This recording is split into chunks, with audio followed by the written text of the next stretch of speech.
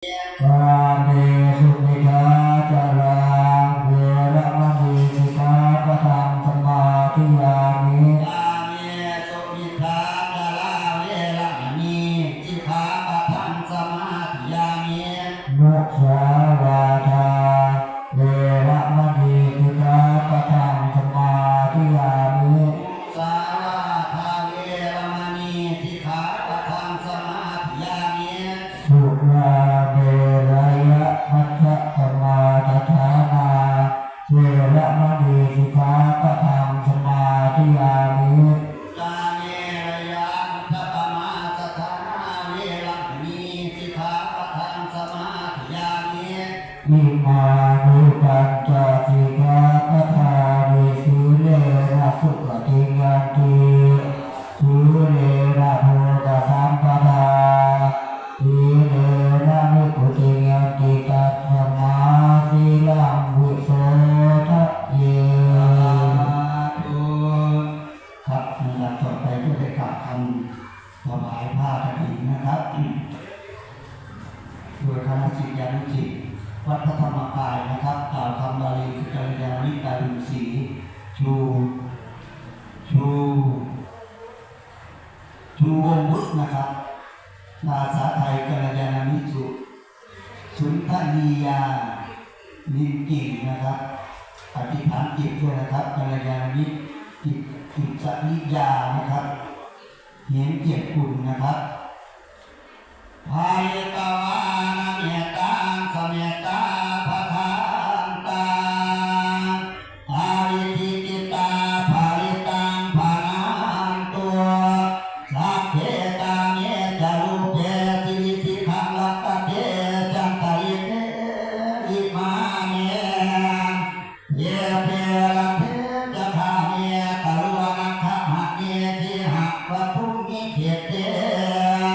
โอมาจายังตัวเทวาธรภะลากิสเนนะภะคัตถะพนาภาทิวันตาสัมทิเตยังมุนิวรวัจจหังสาภะโอเมสุนันตัวภาวะสวนาคาโลอายัมปทันตาภาวะสวนาคาโลอายัมปทันตาภาวะสวนาคาโลอายัมปทันตาสาธุและขอบต้อนรับเทวดาและผู้ญาณิชัยล่ะโอ้น้องนามธรรมยังพุทธัสสะภะคะวะโตอุปปภาคณมะกะลังกะโลมาเสนะโมตัสสะภะคะวะโตอะระหะโตสัมมาสัมพุทธัสสะนะโมตัสสะภะคะวะโตอะระหะโตสัมมาสัมพุทธัสสะนะโมตัสสะภะคะวะโตอะระหะโตสัมมาสัมพุทธัสสะ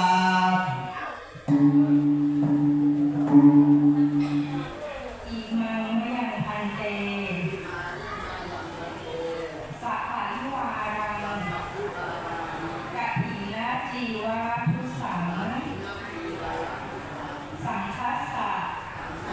โตโมชยามะสาธุโมพันเตสังโฆอิมังสัพพะริวารังกัตถินะจีวะทุสังปฏิคันหาตุปฏิทัคเขตวาจะอิมินาทุเสนะกัตถินังอัฏฐารตุอัมหากังอิทารกังอิทายะสุขายะนิพพานายะจะ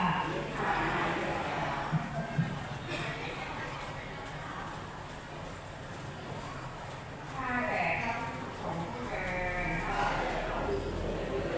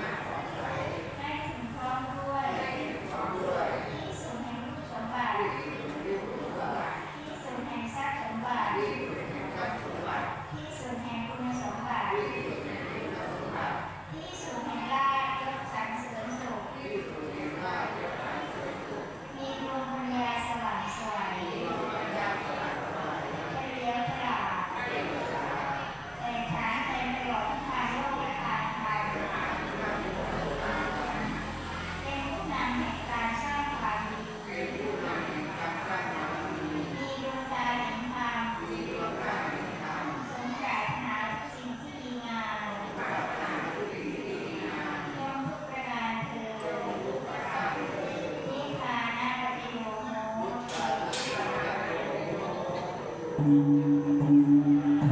ธุ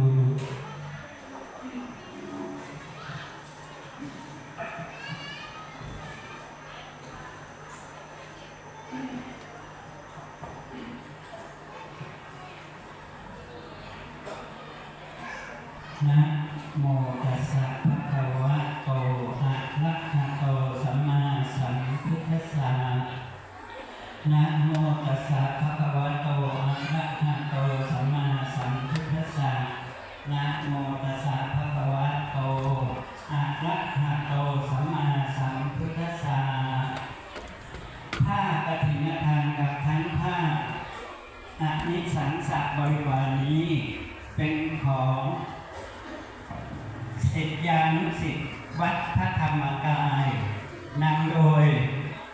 คุณชาญชัยและอุบาสกอุบาสิกาพร้อมด้วยชุมชนชาวบ้านหนองหอยนำโดยคุณแสวงเบ้าโชคเป็นผู้ประกอบด้วยศรัทธาอุตสาหะพร้อมเพรียงกันนำมาถวายแด่พระภิกษุผู้อยู่จำพรรษาท่วนไตรมาสในอาวาสนี้ ก็แลผ้ากฐินนี้เป็นของบริสุทธิ์ดุจเลื่อนลอยมาโดยนภาอากาศแล้วตกลงท่ามกลางสงฆ์จะได้จำเพาะว่าเป็นของภิกษุรูปใดก็หาไม่มีพระบรมพุทธานุญาตให้สงฆ์ทั้งปวงยอมอนุญาตให้แก่ภิกษุรูปหนึ่งเพื่อทำซึ่งกฐินนัฏฐารกิจตามพระบรมพุทธานุญาตพระอัฏฐาจารย์ผู้รู้พระบรมพุทธา